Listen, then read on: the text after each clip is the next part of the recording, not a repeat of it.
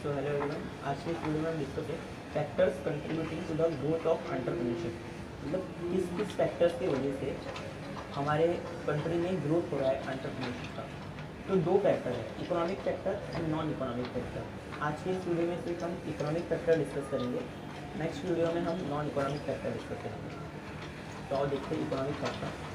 Bank credit, bank credit देती है, इसकी वजह से एंटरप्रेन्योरशिप को कैपिटल मिलता है। The bank are providing credit facility to the entrepreneurs.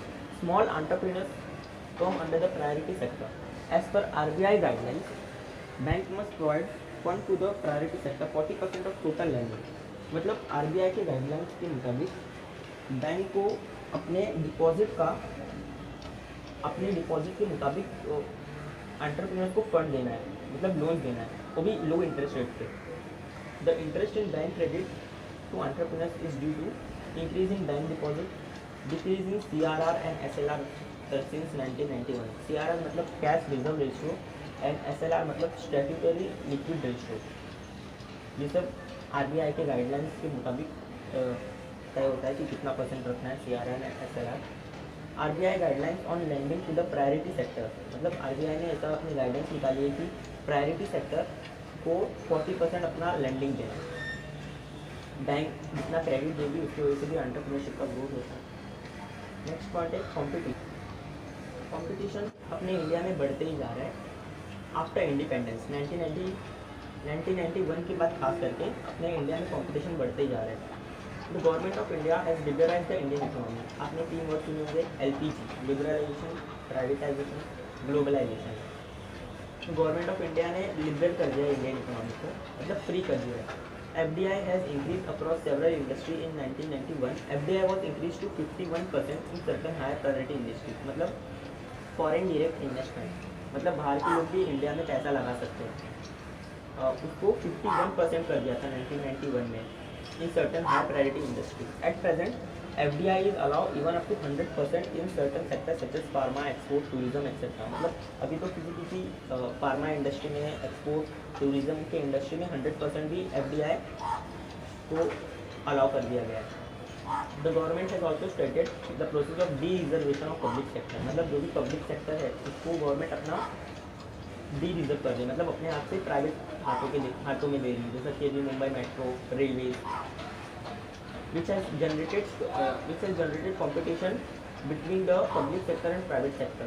The de-reservation of items from the SSI list has further increased the competition between the large sector and the small sector. To face competition, there is a need to entrepreneurs to come up with innovative or new product. मतलब competition को face करने के लिए entrepreneurs को innovative product या फिर new product लाना पड़ेगा। Innovative techniques, नए कुछ हटके टेक्निक्स या फिर मेथड्स लाने पड़ेंगे। Innovative scheme and promote product etc. कुछ नया स्कीम्स लाना पड़ेगा। इंक्रीज इन डिमांड, अब ये डिमांड की इंक्रीज की वजह से भी एंटरप्रेन्योरशिप की ग्रोथ हो रही है हमारी कंट्री में। The demand in the Indian market, urban as well as rural, has increase specially in the post reform period. The increase in demand is mainly on account increase in purchasing power of the people. ये भी होता है, मतलब 1991 के बाद industry setup हो रही है तो उसकी वजह से एम्प्लॉयमेंट लोगों को मिल रहा है। एम्प्लॉयमेंट लोगों को मिल रहा है तो लोग ज़्यादा से ज़्यादा चीज़ें खरीद रहे हैं, जिसकी वजह से डिमांड इंक्रीज हो रहा है। With the increase in purchasing power, people demand new and better type of goods and services. This has given scope to the development of innovative products and services. जिसकी वजह से डिमांड इंक्रीज हो रहा है तो एंटरप्रेन्योरशिप को इतने product बनाने में भी आसानी हो रही है, मतलब वो बेच भी पाएंगे कि उतना डिमांड है। Economic infrastructure in India, the economic infrastructure facilities have improved specially in the post reform period, but power sector is still lagging in urban area. मतलब गाँव में भी अभी कहीं कहीं बिजली नहीं होती, इलेक्ट्रिसिटी नहीं होती। मुंबई में तो रहती है पर गांव में नहीं होती। The infrastructure facilities that improve considerably include the transport and telecom sector. अभी टेलीकॉम सेक्टर कितना आगे बढ़ चुका है, ट्रांसपोर्ट, नए नए रोड्स बन रहे। With the growth of infrastructure facilities entrepreneurship are better advantage in setting up new units specially in small towns and cities. मतलब उनको ट्रांसपोर्टेशन फैसिलिटी अच्छी मिलेगी, उनका ट्रांसपोर्टेशन का कॉस्ट बढ़ जाएगा।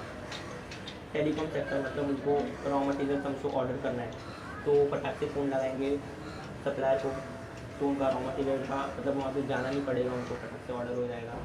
Funding by venture capitalist, venture capitalist मतलब जो लोग आपके बिजनेस में पैसा लगाते हैं, वेंचर कैपिटलिस्ट इनको कहा जाता है। A number of venture capital funds have come up in India to provide fund to new enterprise. Venture capital providers invest in firms that have the potential to develop into successful venture. मतलब पहले वो देखेंगे कि आपका project successful होगा कि नहीं आगे। अगर उनको लगा कि हाँ सक्सेसफुल होगा तो वो आपके कंपनी में पैसा लगाएंगे।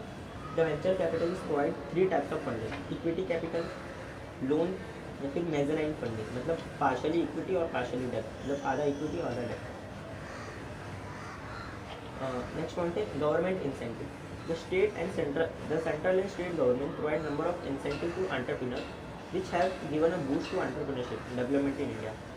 द इंसेंटिव इंक्लूड, मतलब स्टेट गवर्नमेंट भी और सेंट्रल गवर्नमेंट भी एंटरप्रेन्योर्स को बढ़ावा देने के लिए, ज़्यादा से ज़्यादा उनका सेटअप होने के लिए वो भी उनको इंसेंटिव देते रहते हैं। Incentive for research and development, मतलब हेल्प करते हैं रिसर्च एंड डेवलपमेंट करने में, या तो पैसा दे देते हैं।